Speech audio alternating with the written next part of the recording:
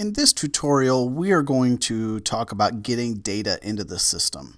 Now, we can always enter data manually, but we know especially early on as you're getting your Maestro system set up, you're going to have a lot of data that needs to get put in bulk. And so we built a series of pretty robust importers to help you get your data into the system easily. Now, they have to be a CSV file, but once you've got that data ready, it's really easy to get everything put into the system. So to do that, we come down to our hammer and wrench icon, and we'll go to our import data. To start, we click our plus button, and we decide which we want to put in: contacts, businesses, properties, or work plans. If you're putting everything in from the start, I would tell you start in this order. It will make things easier to have those attachments made automatically. Contacts to businesses, contacts to properties, businesses to properties. If we go in this order, it really will help make those connections automatically. So for us, we're going to go ahead and import contacts. We do have a CSV file.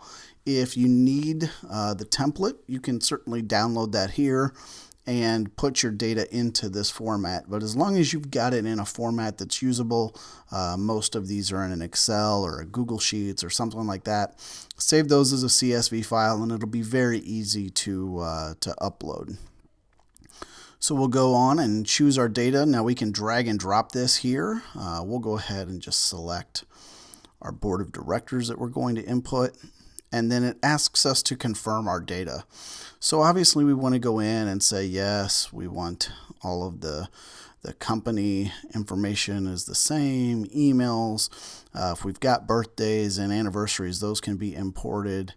And as we come across, you'll see we've got some information here that isn't matched automatically. And so we want to make sure we come down and say, okay, there's nothing here, so we're going to go ahead and ignore this column. And when we mark ignore, we can see that that goes away. And then here is where we've got 3 columns for every involvement. Now, if we had a number of involvements, as long as they weren't the same thing, so say board of directors 2016, 17, and 18, but if you had board of directors and a committee chair and a sponsorship list, we could put 3 involvements in or more. We just can't put more than one of the same involvement for a given year in.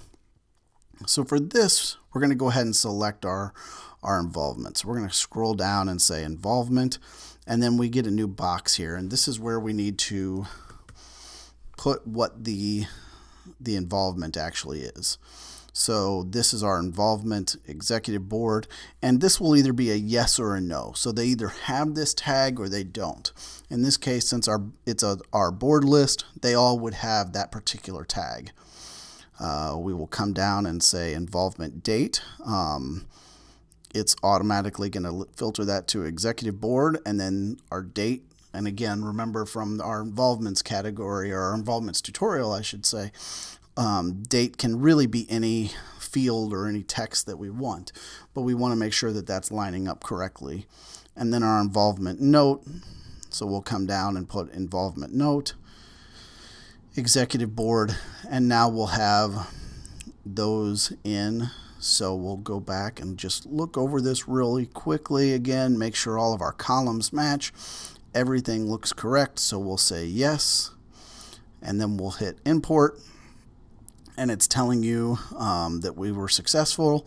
It's queued up, and if we go back to our importers, it'll tell us how many we've got running. Once those have run, it will give us the report. We can see here from our contacts, this was the file that we uploaded if we ever needed to come back and get just that CSV file. And then if there's anything that needed to be noted there from the system, it would tell us. So everything's queued up, running, and we're in great shape, and we can actually just start with the next importing file that we've got. Again, if you've got any questions about getting data into the system or you need any assistance, please do not hesitate to give our staff a call. We're always happy to help and thrilled to have you as a part of the Maestro community.